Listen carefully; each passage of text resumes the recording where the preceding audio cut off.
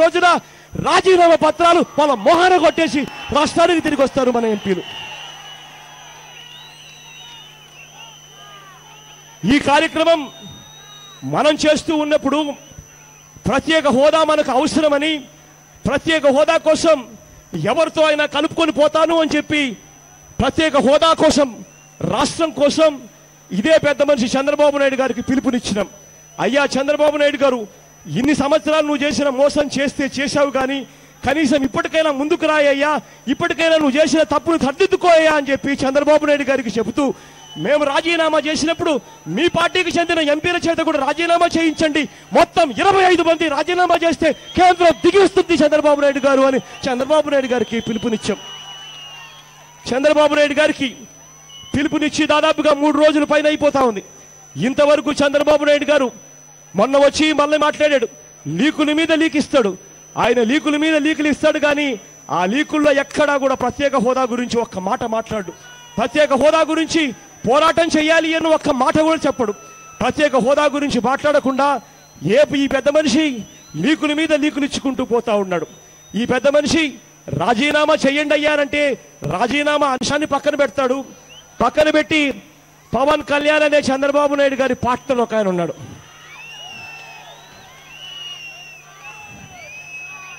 ఈనాడు paper, ఈరోజు ఈనాడు paper, Pawan Kalyan అనే వ్యక్తి ఏమంటాడు తెలుసా? చిత్తశుద్ధి ఉంటే కేంద్రంపై అవిశ్వాస తీర్మానం పెట్టండి అంట. చిత్తశుద్ధి ఉంటే కేంద్రంపై అవిశ్వాస తీర్మానం పెట్టండి అని ఇదే పవన్ కళ్యాణ్ అంటాడు. నేను అడుగుతా ఉన్నా, మా ఎంపీలను రాష్ట్రం కోసం రాజీనామా చేయమని చెప్పి పంపించే కార్యక్రమం చేస్తా ఉన్నా.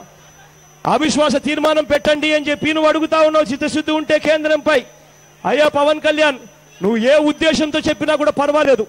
నువ్వు చెప్తా ఉన్నావు రాష్ట్రానికి మంచి జరుగుతుందని చెప్పి, ప్రత్యేక హోదా కోసం రాష్ట్రానికి మంచి జరుగుతుంది కాబట్టి ఎవరితో అయినా కలుపుకొని పోయేదానికి ఏ సలహా అయినా తీసుకునేదాన్ని నేను సిద్ధంగా ఉన్నాను కాబట్టి మీకు చెప్తా ఉన్నాను. నువ్వు అవిశ్వాస తీర్మానం పెట్టమని చెప్తా ఉన్నావు. అవిశ్వాస తీర్మానం పెట్టడానికి వైఎస్ఆర్ కాంగ్రెస్ పార్టీ సిద్ధంగా ఉంది అని చెప్పి ఇవాళ ప్రకటిస్తా ఉన్నా. నేను ఏప్రిల్ 6వ తారీఖున రాజీనామాలు చేస్తాం. మార్చి 5వ తారీఖు నుంచి పోరాటం మొదలవుతుంది.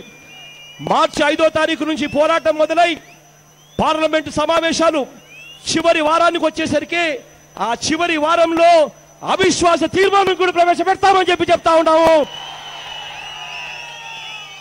2018లో కేంద్ర రాష్ట్ర ప్రభుత్వాలు ఘర్షణ పడతాయని కిందటిసారి సభలో చెప్పాను నేను.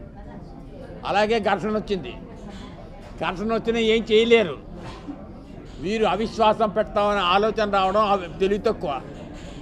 వీరు రాజీనామాలు చేస్తానడం అదొక తెలివి తక్కువ ఆలోచన. వీటి వల్ల మనకి చేతులు కాల్చుకోవడమే తప్ప మరి ఏమి ఉండదు. అయితే ఏం చేయాలి? కేంద్ర ప్రభుత్వం మంచిగా ఉంటూ వెంకయ్య నాయుడు గారి వారి సహాయం తీసుకుంటూ, వారి సలహా తీసుకుంటూ ఘర్షణ పడకుండా, కేంద్ర ప్రభుత్వంతో ఘర్షణ పడకుండా పనులు తెలివితేటలుగా నెరవేర్చుకోవాలి. లేకపోతే 2019 ఎలక్షన్లో మీ గొయ్య మీరే తవ్వుకున్నట్టు అవుతుంది. ఎందుకంటే అధికార పార్టీకే దెబ్బ. ఇప్పుడు అధికార పార్టీ తెలివితక్కువగా ప్రవర్తిస్తే ఈ పరిస్థితుల్లో 2019 ఎలక్షన్లో దెబ్బతింటుంది. ప్రత్యేక హోదా ఉందే ఒక యాటం బాంబ్. అది ప్రత్యేక హోదాలో అనేకమైనటువంటి మేధావులు ఉన్నారు, అనేకమైనటువంటి జనాలు ఉన్నారు, అనేకమైనటువంటి ఆఫీసర్లు ఉన్నారు. ప్రత్యేక హోదా కావాలని పట్టుబడుతున్నారు. అది కూడా ఈ ప్రస్తుతం ఉన్న ప్రభుత్వానికి దెబ్బ. ఇప్పుడు స్వరం మార్చాలి వీళ్ళు. ప్రత్యేక హోదా కాకుండా ప్యాకేజ్ అంటే ప్యాకేజ్ కట్టుకుని ఇంటికి వెళ్ళిపోవడమే. అలా అనకూడదు. ప్రత్యేక హోదాకి సపోర్ట్ చేయాలి, తప్పదు. ఎందుకంటే ప్రజల్లోంచి ఒక వరదలాగా వచ్చేస్తుంది. ప్రత్యేక హోదా కావాలని ప్రతివాడు అంటున్నారు. అంచేత నీకు ఎగ్నెస్ట్ ఓటు పడుతుంది. ప్రస్తుతం ఉన్న ప్రభుత్వానికి ఎగ్నెస్ట్ ఓటు పడుతుంది. అలా పడకూడదు. మళ్ళీ చంద్రబాబు నాయుడు గారే రావాలి మనకి. అంచేత ఏం చేయాలంటే ఇప్పుడు మనం స్వరం మార్చక తప్పదు. ప్రత్యేక హోదా గురించి మేము కూడా పోరాడతాం అనాలి.